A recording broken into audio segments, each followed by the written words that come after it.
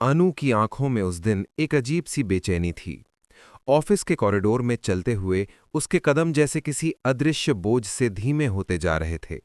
सामने आर्या खड़ा था, वही आर्या जिसकी आंखों में हमेशा की तरह आज भी वही गहरी नरमी और चिंता थी।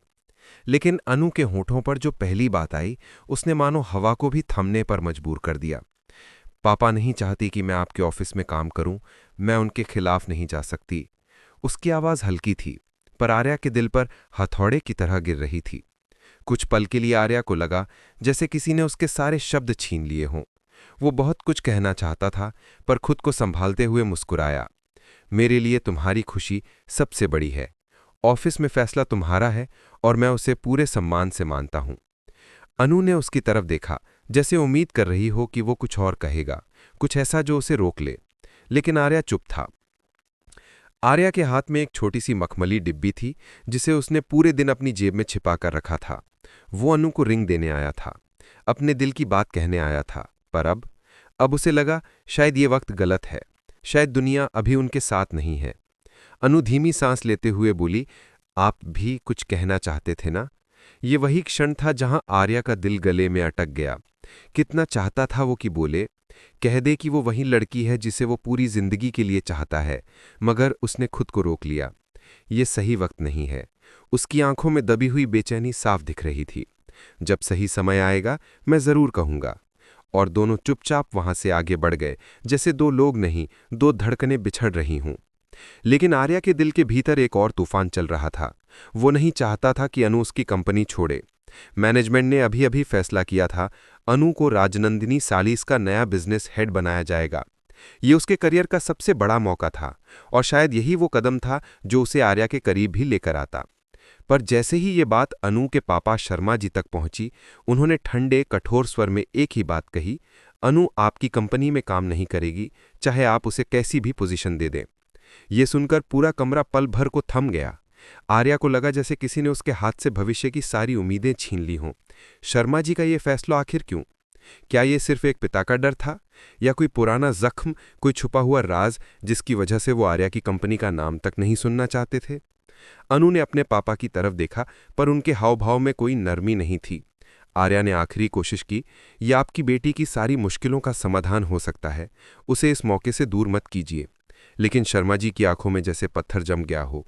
अभी नहीं और आगे भी नहीं, उन्होंने कठोरता से कहा। उसी समय वहां टेबल पर रखी साड़ी पर शर्मा जी की नजर पड़ी। राजनंदिनी साड़ी, वही साड़ी जो अभी अभी अनु को मिली थी। वो उसे देखने में कुछ क्षणों तक खो गए, जैसे किसी पुराने डर और नए शक के बीच फंस गए हों। क्या वो अनु को इस कंपनी से दूर करके गलती कर रहे थे? क्या वो अनजाने में उसका भविष्य छीन रहे थे? उनका मन कांप गया, पर उनका फैसला नहीं। अनु वहां काम नहीं करेगी, बस। उनकी आवाज में अंतिम कठोरता थी। आर्या कुछ पल खड़ा रहा, उम्मीद करता रहा कि शायद अनु कुछ कहेगी, पर वो भी उतनी ही चुप थी जितना आर्या। और फिर वो कमरे से बाहर चला गया, अपने साथ एक टूटे हुए वक्त की खामोशी लिए। उधर कहानी यहीं खत्म नहीं होती। बहुत जल्द अनु वही साड़ी पहनेगी, उसी राजनंदिनी साड़ी को जिसे देखकर गायत्री देवी की आंखें शौक से फैल जाएंगी। जब वो अनु को साड़ी में देखेंगी तो पहचान जाएंगी कि यही वो लड़की है जिसे वो आर्या के लिए दिल से चाहती थीं। वही लड़की जिसे उन्होंने पहली नज़र में स्वीकार कर लिया था, बिना उसका नाम जाने, बिना उसकी कहानी जाने। साड़ी देखते ही गायत्री देवी के मन में जो तूफान उठेगा, वो सब कुछ बदल देगा। सवाल बस इतना है, क्या वो अब सीधे शर्मा जी और पुष्पा के घर जाकर अनु का हाथ मांगेंगी, या कोई छुपा हुआ सच, कोई गहरा डर उन्हें रोक लेगा? और यही वो जगह है जहां कहानी का असली सस्पेंस शुरू होता है। रात गहराती जा रही थी, लेकिन अनु की मन की उलझनें किसी भी तरह थमने का नाम नहीं ले रही थी। उसने अपने कमरे में रखी वही राजनंदिनी साड़ी हाथों में थाम रखी थी। साड़ी हल्की थी, पर उसके मन पर जैसे कोई भारी बोझ रख दिया गया हो।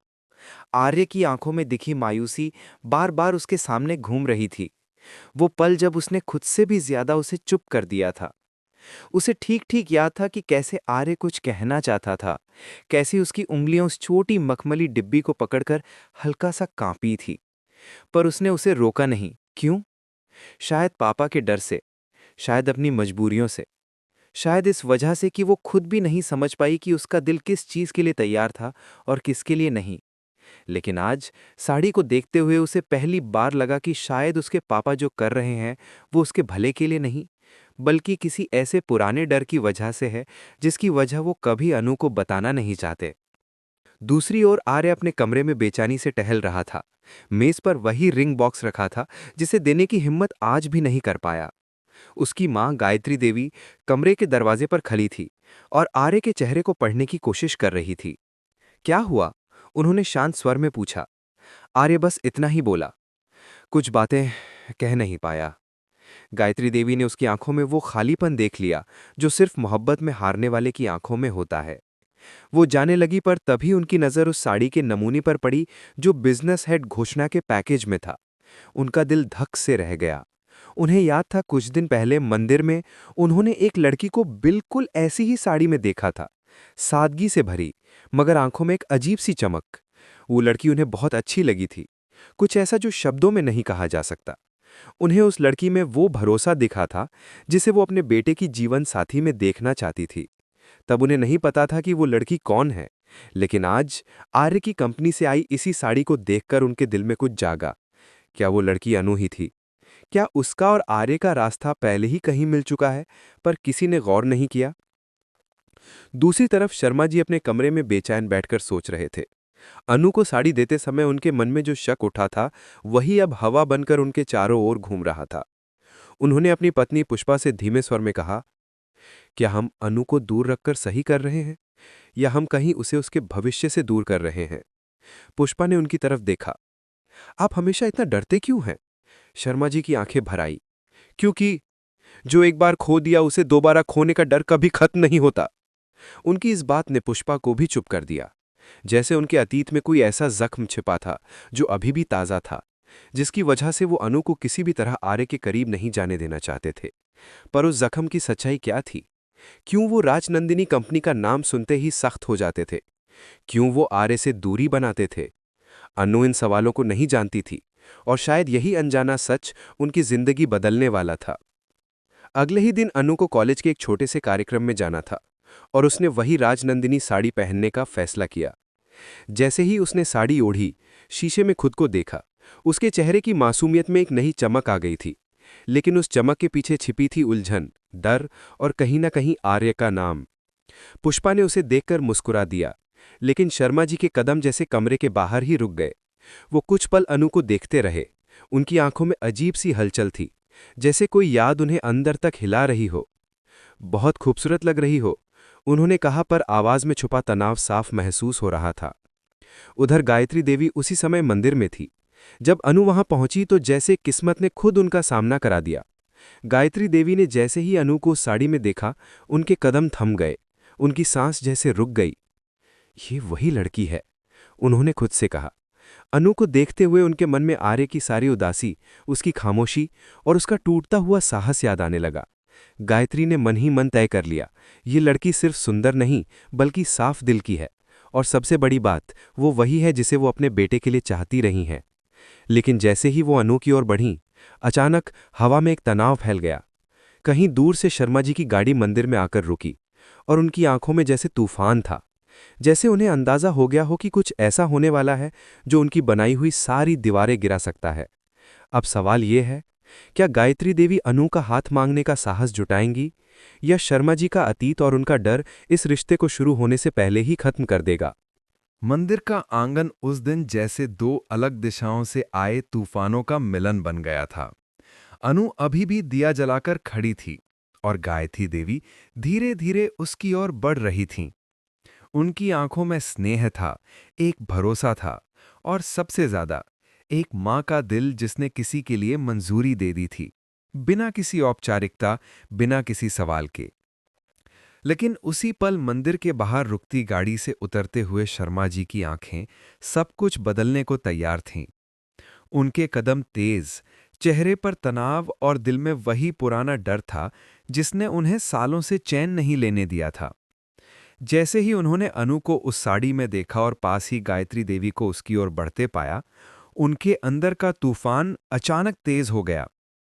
उन्होंने कभी सोचा नहीं था कि ये दिन इतनी जल्दी आ जाएगा, कि उनकी बेटी उस रास्ते पर खड़ी मिलेगी जिससे वो किसी भी कीमत पर उसे दूर रखना चाहते थे। पर क्यों, ये बात आज तक किसी को पता नहीं थी, यहां तक कि अनु को भी नहीं।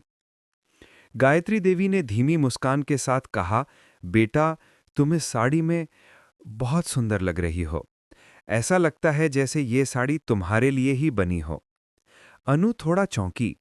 उसने गायत्री देवी को पहले कभी इतना गौर से नहीं देखा था, पर आज उनके चेहरे पर जो अपनापन था, उसने अनु को भीतर तक छू लिया। धन्यवाद आंटी, अनु ने शिष्टता से कहा। पर इससे पहले कि गायत्री देवी अपनी बात आगे बढ़ाती, अनु, शर्मा जी की आवाज मंदिर की शांति को चीरते हुए आई। अनु ने पीछे मुड़कर देखा तो अपने पापा के चेहरे पर वही कड़ा भाव, वही बेचैनी और वही बेचैन आंखें थीं। शर्मा जी ने अनु के पास आकर एक पल के लिए उसे देखा, जैसे उसे अपने पीछे छिपा लेना चाहते हों। फिर उन्होंने गायत्री देवी की तरफ सीधा देखा। मैंने आपको पहचान लिया है, उन्होंने कहा। वहां जमा कुछ लोग उनकी आवाज सुनकर रुक गए। माहौल में अजीब सा तनाव भर गया था। गायत्री देवी ने विनम्रता से सिर हिलाया। शायद आप मुझे गलत समझ रहे हैं, उन्होंने शांत स्वर में कहा। मैं सिर्फ हमारी बेटी से दूर रहिए, शर्मा जी ने उनकी बात काटते हुए कहा। हमारा और आपकी कंपनी का या आपके परिवार का कोई रिश्ता नहीं है, और मैं नहीं चाहता कि आप हमारी बेटी के आसपास भी आएं। ये सुनकर अनु की आंखें भर आईं। उसने पहले कभी अपने पापा को इतना घबराया, इतना कड़ा नहीं देखा था। वो समझ नहीं पा रही थी कि आखिर वो किस चीज से डर रहे हैं। गायत्री देवी ने कुछ पल के लिए अनु को देखा, उसकी मासूम आंखों में उठते सवालों को पढ़ते हुए। बेटा, मुझे नहीं पता कि तुम्हारे पापा इतना क्यों डर रहे हैं, लेकिन अगर कभी तुम्हें लगे कि तुम्हारे दिल में कोई सवाल है तो मुझसे पूछ लेना। ये कहते हुए गायत्री देवी पलट गईं। वो चली तो गईं, लेकिन उनके कदमों में इतना विश्वास नहीं था जितना वो दिखाना चाहती थीं। उनके मन में अब एक और सवाल था। क्या ये सिर्फ एक पिता का डर है, या कोई ऐसा सच जो अनु और आर्य की किस्मत को अभी से ही खाई की ओर धकेल रहा है? दूसरी ओर शर्मा जी अनु को लेकर तेजी से बाहर आए, जैसे वो उसे किसी खतरे से दूर खींच कर ले जा रहे हों। रास्ते में अनु ने कई बार पूछा, पापा, आपने ऐसा क्यों कहा? आंटी ने क्या किया था? लेकिन शर्मा जी की खामोशी हर सवाल को और भारी बना रही थी। उस खामोशी में एक दर्द था, एक छिपा हुआ सच था, और अनु को लगा कि ये सच अब उसके रिश्तों को उधेड़ने वाला है। उधर गायत्री देवी घर लौटी और आर्य उनकी ओर दौड़ा आया। माँ, आप ठीक तो हैं? उन्होंने आर्य को गले से लगाया, लेकिन उनकी सांसों में जो बेचैनी थी, उसने आर्य को भी बेचैन कर दिया। वो लड़की जिसे तुम पसंद करते हो, जिसे तुम कहना चाहते थे, वो अनु है ना? आर्य चौंक गया। आपको कैसे पता? गायत्री देवी ने उसकी आंखों में देखते हुए कहा, क्योंकि आज मैंने उसे देखा। और आर्य, मैं तुम्हें बताना चाहती हूं, वो लड़की तुम्हारे लिए बिल्कुल ठीक है। लेकिन लेकिन क्या मां? गायत्री देवी ने बेटे का हाथ पकड़ लिया। लेकिन उसके पापा हमें दुश्मन की तरह देखते हैं, और जब तक वो राज नहीं खुलता, तब तक तुम्हारा रिश्ता सिर्फ खतरे में नहीं, शायद टूट भी सकता है।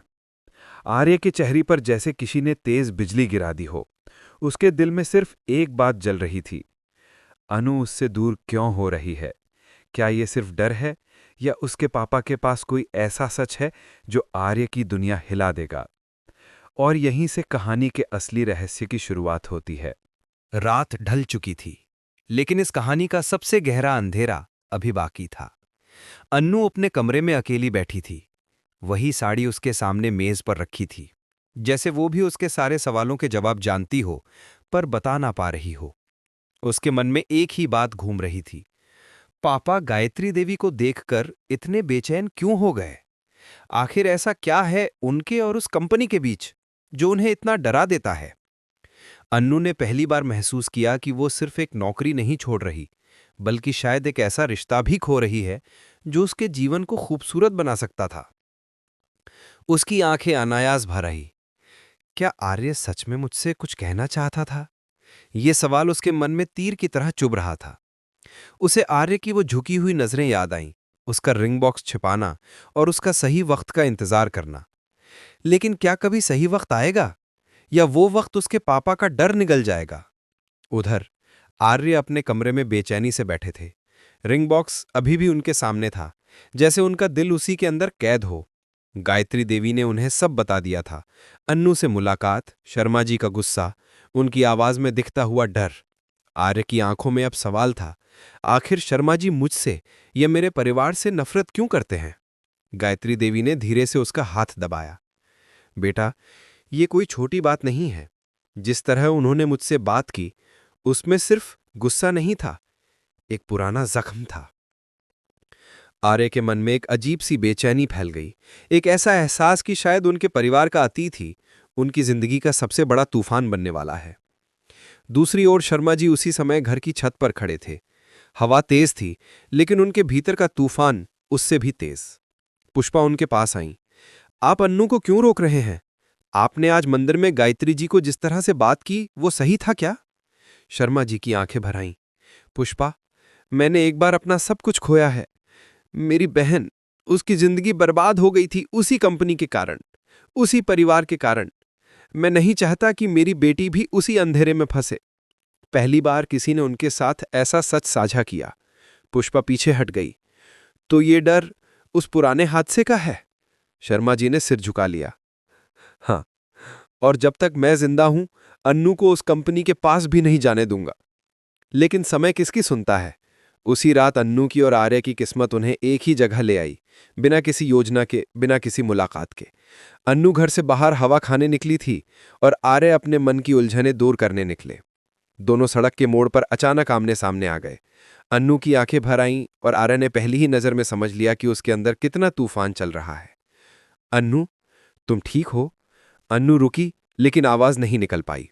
कुछ पल की खामोशी के बाद उसने कहा, आर्य, क्या आप सच में कुछ कहना चाहते थे? आर्य का दिल जोर से धड़का। वो जानता था कि यही वो वक्त है जिसे वो इतने दिनों से टाल रहा था। उसने धीरे से अपनी जेब से वो रिंग बॉक्स निकाला। अन्नू की सांसें रुक गईं, लेकिन जैसे ही आर्य एक शब्द बोलने वाला था, अन्नू ने सिर हिला दिया। नहीं आर्य, अभी मत कहिए, अभी नहीं। क्यों? अन्नू की आंखों में आंसू थे। क्योंकि आपके कह देने से और कठिनाई बढ़ जाएगी। मेरे पापा आपसे, आपकी फैमिली से इतना डरते क्यों हैं, मुझे नहीं पता। लेकिन जो भी वजह है, वो बहुत बड़ी है, और मैं नहीं चाहती कि मेरे कारण आपकी जिंदगी में कोई तूफान आए। आर्य की आंखों में दर्द भरा, लेकिन वो पीछे नहीं हटा। अन्नू, जब किसी को दिल से पसंद किया जाता है तो डर नहीं, सच मायने रखता है। और मैं सच जानना चाहता हूं। जो भी अतीत है, जो भी छुपा हुआ सच है, उसका सामना मैं तुम्हारे साथ करना चाहता हूं। अन्नू ने कभी नहीं सोचा था कि कोई उसके लिए इतना दृढ़ होकर खड़ा हो सकता है। वो कुछ पल के लिए उसे देखती रह गई, जैसे पहली बार उसे महसूस हुआ कि उसके जीवन में कोई ऐसा इंसान है जो उसके आंसुओं से डरता नहीं, बल्कि उनके पीछे की सच्चाई से लड़ने को तैयार है। उसी समय दूर से आती गाड़ी की हेडलाइट्स ने उनका ध्यान खींचा। गाड़ी रुकते ही शर्मा जी उतरे। उनकी आंखों में आग और डर दोनों थे। अन्नू, घर चलो। अन्नू कांप उठी। आर्य आगे बढ़ा। शर्मा जी, मुझे आपसे। तुम्हें कुछ भी कहने की जरूरत नहीं, शर्मा जी गरजे। अगर तुमने मेरी बेटी के आसपास भी दिखे तो मैं ऐसे सख्त कदम उठाऊंगा कि तुम सोच भी नहीं सकते। आर्य चुप नहीं रहा। आप मुझसे नफरत क्यों करते हैं? आखिर मेरे परिवार ने ऐसा क्या किया? शर्मा जी का चेहरा जम गया। उनकी आंखों में अतीत का वो गहरा जख्म चमकने लगा जिसे वो सालों से दबाए बैठे थे। लेकिन तभी उनकी आवाज धीमी, कांपती हुई हो गई। क्योंकि तुम्हारे परिवार ने मेरी बहन की जिंदगी बर्बाद की थी। ये सुनकर अन्नू वहीं ठिठक गई। आर्य के पैरों तले जमीन खिसक गई। एक ऐसा सच जिसने सब कुछ बदल दिया। और अब कहानी यहां नहीं रुकती, क्योंकि एक तरफ है अन्नू और आर्य का उभरता हुआ रिश्ता, और दूसरी तरफ है अतीत की वो खाई जो दोनों परिवारों को अलग कर सकती है। अब ये शुरू हो चुका है दुश्मनी, प्यार और छुपे हुए सच की असली लड़ाई।